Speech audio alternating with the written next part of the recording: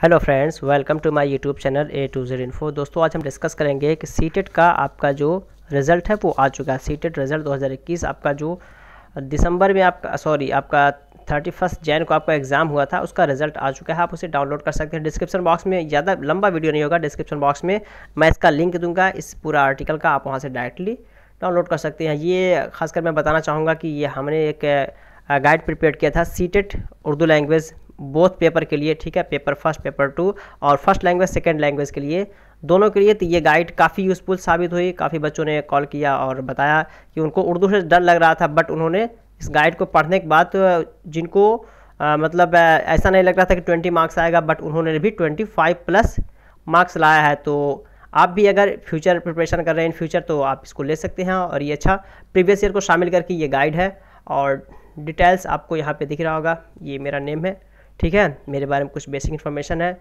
और आपको ये लिंक डायरेक्ट मिलेगा नीचे। आप जा करके जो लोग दिए हैं एग्ज़ाम वो जाएंगे, ये आपको लिखा हुआ मिलेगा, click on the below link to download CTET 2021 result. आपको इस लाइन पे क्लिक करना है, डायरेक्ट आपको वहाँ पहुँचा देगा जहाँ पे आपको रोल नंबर डालना है।